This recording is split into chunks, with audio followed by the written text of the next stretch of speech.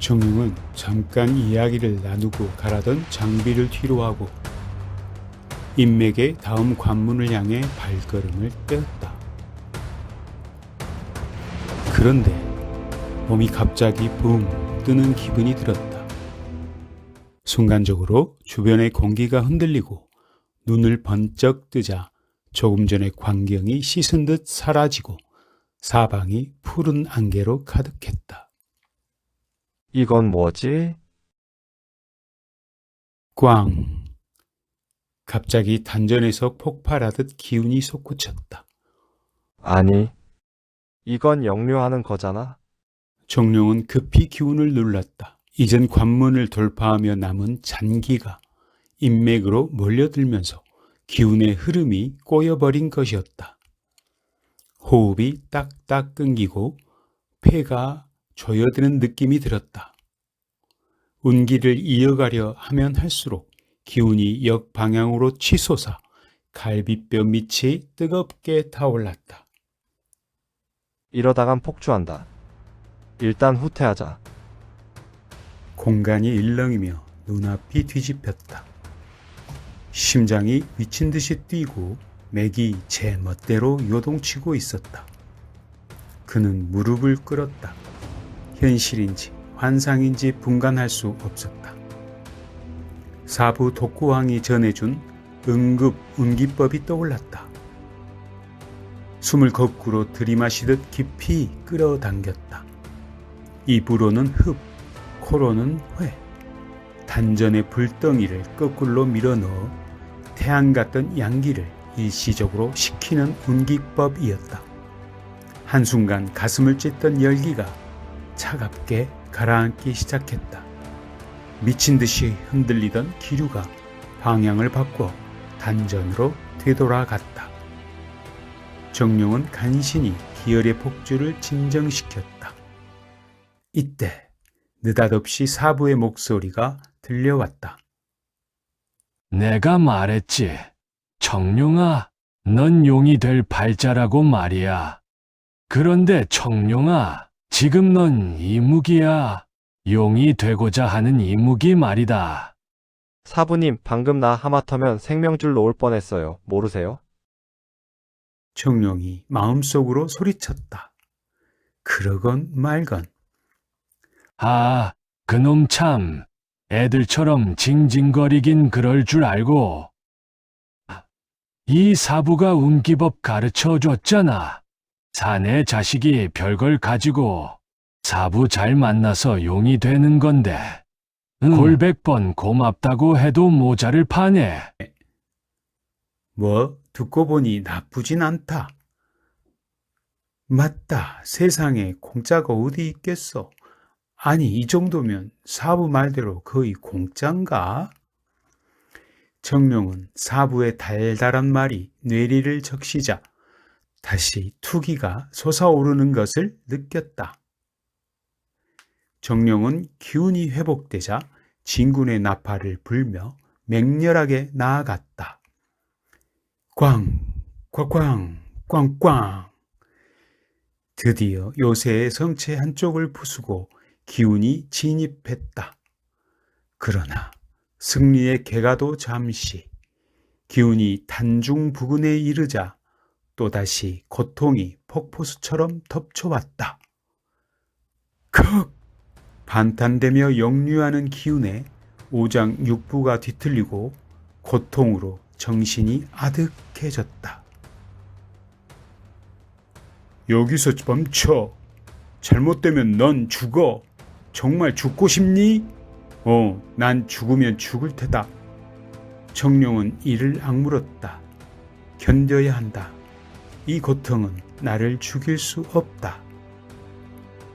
아하, 그래? 죽으면 죽을 테다. 좋아, 한번 죽어봐라. 비아냥거리는 목소리가 멀어져 갔다. 그때 베가의 모습이 떠올랐다. 베가와 함께 춤을 추며 하나가 되었던 모르아의 순간 보았던 해와 달. 달빛이 해를 감싸고 은은히 빛나던 신비로운 광경.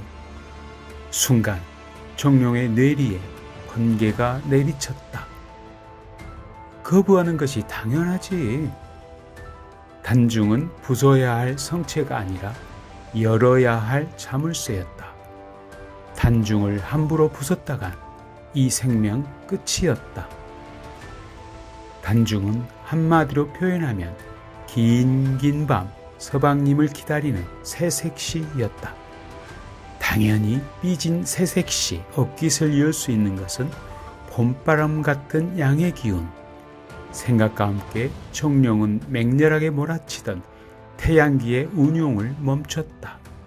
그리고 모든 의식을 단중에 집중하여 백아와 하나가 되었던 공명의 순간을 재현했다.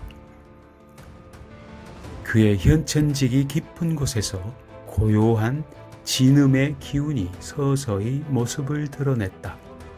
마치 먹구름 뒤에서 달이 떠오르듯 희미하지만 순수한 백색의 빛을 발하기 시작했다. 정룡은 조심스럽게 자신의 안에 잠들어 있던 그 달을 이끌어냈다. 그리고 자신이 가진 거칠고 강력한 태양의 기운을 그 주위에 둘렀다. 맹렬했던 태양기가 진음의 부드러움 속에 차분히 가라앉고 차가운 성체를 부드럽게 안아 녹이는 봄바람 같은 태양기가 살랑거렸다.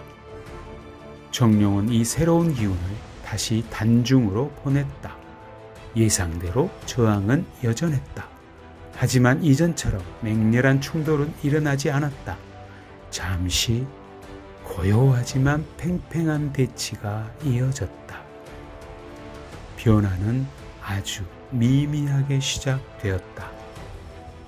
견고하기만 하던 얼음 성체의 표면에 눈에 보이지 않을 정도의 미세한 실금이 가기 시작했다. 그 틈새로 봄바람 같은 태양기가 스며들자 실금은 조금씩 넓어지고 있었다. 단중의 요새가 열리고 있었다. 처음에는 작은 시냇물이었으나 그 흐름이 닿는 곳마다 굳어있던 음기가 차례로 녹아내리며 강물이 되어갔다. 자, 이제 끝을 보자. 정룡의 이마에서 굵은 땀방울이 흘러내렸다. 사실 정룡이 봄바람 같은 양의 기운을 계속 유지한다는 게 쉽지 않은 일이었다. 음의 기운을 덮어쓴 양의 기운을 연속적으로 불어 넣는다는 게 정룡에는 너무나 힘든 노가다였다. 순간이라도 집중력이 흐트러지면 부드러운 봄바람은 다시 모든 것을 태워버릴 듯한 맹렬한 태양기로 돌변하여 이제 막 열리기 시작한 경맥을 갈갈이 찢어 놓을 터였다. 허허, 우리 정룡이가 뭘 좀 아는구나. 봄바람이 가을 태풍이 되면 큰일 나지. 봄바람의 흐름을 느껴 자연스럽게 일어나고 스며들어라. 뭘 좀 안다고? 사부도 뭘 좀 아시는구나. 평생 독신이고 여자 한 번 사귄 적 없다고 하시더니 말이지. 두둥실 보름달처럼 자연스럽게 양란이 떠올랐다. 양란소저 잘 계시죠? 더 이상 말이 진행되지 못하고 찡 콧날이 아파온다. 정룡의 가슴에 태풍 같은 봄바람이 불어닥치고 매화 향이 허공을 가득 메운다. 산맥이 바다를 그리워하며 물결치듯 보고 싶은 사람, 양란소저. 정룡아, 정신 차려라. 사부가 부르자 눈을 뜬 정룡. 활짝 열려있는 단중의 성문이 보였다. 정룡은 기운의 흐름이 위로 솟구치는 것을 느꼈다. 기운의 결이 단중을 넘어 가슴 언저리까지 퍼져 올라가자 꽉 막혀 있던 경락이 흔들리며 길을 내주기 시작했다. 하지만 그 길은 여전히 살얼음이 낀 강줄기와 같아 조금만 방심하면 다시 얼어버릴 듯 위태로웠다. 정룡은 마음을 다잡았다. 스승의 말처럼 억지로 밀어붙여서는 안 된다. 그는 양기를 가늘고 고르게 나누어 수천만 개의 안개 입자로 흩어지듯 퍼뜨렸다. 그 안개 같은 기운이 천천히 그러나 집요하게 한기 사이로 스며들자 굳게 닫혀있던 혈도들이 서서히 녹아내렸다. 천년 동안 잠을 자지 못하면 이렇게 될까? 정룡은 깊은 피로감이 몰려오는 것을 느꼈다. 휴식 없이 계속된 기운의 분출로 정기와 정신력이 한계에 다다르고 있었던 것이다. 마지막 관문, 승장혈 하나 남았는데. 정신력은 바닥을 파고들고 있었고 육신은 비명을 질렀다. 여기서 멈출 수는. 정룡의 의식이 심연 속으로 아스라이 함몰되려던 순간 꾹! 세상의 그 어떤 소리와도 다른 단 한 번의 울음소리. 백아가 울었다. 그래, 그거다. 청룡아, 다 왔다. 거의 다 왔어. 그리고 영원의 사부 독고왕. 백아의 울음소리와 스승의 포효가 정룡의 투지에 불을 붙였다. 내가 지금 걷는 길은 천하의 그 누구도 가보지 못한 위대한 길이다. 이 독후왕의 유일한 제자가 아니더냐. 고작 강물 하나 건너지 못해서야 쓰겠느냐. 일어나라. 내 안의 용을 깨워라. 청룡아. 정룡은 봄바람의 기운을 승장혈에 망설임 없이 밀어넣었다. 얼마의 시간이 흘렀을까? 구릉 구릉. 승장혈이 철문이 열리듯 소리를 내며 귀를 열었다. 정룡이 천천히 눈을 떴다. 회음에서 시작된 기운의 흐름이 단중을 지나 천도를 거쳐 승장에 이르기까지 하나의 막힘도 없이 시원하게 뚫렸다. 우주를 감싸는 충만함이 이런 것일까? 정룡의 눈에서 눈물 한 방울이 떨어졌다. 마침내 초인이 되는 첫 번째 관문, 인맥을 뚫은 것이었다. 정룡은 자신을 바라보는 백아에게 깊은 눈길을 보냈다. 자식, 고맙다. 잠시 숨을 고른 정룡은 그의 몸 뒤편 척추를 따라 흐르는 거대한 화산, 동맥을 심상으로 바라보았다. 그때 정룡은 동맥이 아닌 인맥에서 어떤 거대한 존재가 나타나는 것을 느꼈다. 헐, 뭐 하자는 거냐, 도대체. 죽을 고생을 하고 인맥을 분명히 다 통했다. 그럼 청룡의 의지대로 움직여야 할 경락이다. 그런데 거기서 알 수 없는 사건이 터지고 있는 것이다. 허공에 거대한 그림자가 나타나고 서서히 진해지더니 한 마리 푸른 용이 모습을 드러냈다. 와, 이거 용, 너 용인이지? 정룡은 어떤 책에서 본 형상의 이름이 생각나서 그냥 물었다. 씨. 악어를 닮은 큰 얼굴이 웃었다. 심지어 손 같은 발도 흔들었다. 정룡이 용이에 성큼 탔다. 타라고 한 건 아니었지만 그래도 될 것 같아서였다. 하긴 용이 청룡이고 청룡이 용이니 뭐 그렇지 않은 게 이상한 거긴 했다. 푸른 용이 자기 등에 탄 청룡을 돌아보며 또 씩 웃었다. 괜찮지?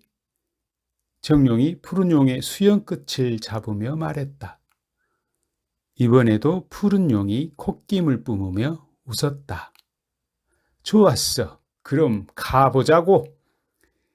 푸른 용은 남은 두 쪽 수염을 휘날리며 장강렬을 향해 헤엄쳐 갔다. 그곳에서는 맹렬한 주홍빛 양기가 소용돌이 치고 있었다. 무언가를 발견했는지 푸른 용은 주홍빛 화염을 향해 공명의 포효를 터뜨렸다. 귀를 비켜라! 이런 고함이었다. 말을 들어줄 것 같았으면 애초 막았을까? 주홍빛 화염이 말 같지 않은 괴상한 소리를 내며 활활 타오르고 맹렬한 불꽃들이 마치 푸른 용의 모습을 복사하듯 변해갔다. 그런데 에게게 용이 아니었다. 화사, 불뱀의 형상으로 변했다. 이게 아닌데? 당황한 모습이 역력한 화사의 표정. 하긴 그래도 푸른 용보다 조금 크긴 했다. 푸른 용이 콧바람을 되게 불었다. 용이 대담한 붉은 뱀이 코웃음 치고 있는 푸른 용을 향해 푸식푸식 콧김을 뿜어대며 맹렬하게 달려들었다. 그런데 세상에, 청룡한테는 그렇게 사근사근했던 푸른 용이 이런 성질이 있었다니. 칼처럼 날카로운 발톱을 세우더니 사정없이 불뱀의 몸체를 찢어 발기고야 말았다. 뭐시여, 장강일의 투기가 이거밖에 안 되는겨? 주위에서 응원하던 불꽃들이 와 모여들더니 다시 불뱀으로 변했다. 푸른 용이 가소롭다는 듯 피식 웃으며 불뱀 엉덩이를 꼬리로 사뿐히 후려쳤다. 펑! 가죽북 터지는 소리를 내며 화사의 몸이 터져나갔다. 어허, 이런 일이. 청룡의 뇌리에서 덕고항의 놀란 목소리가 들려왔다.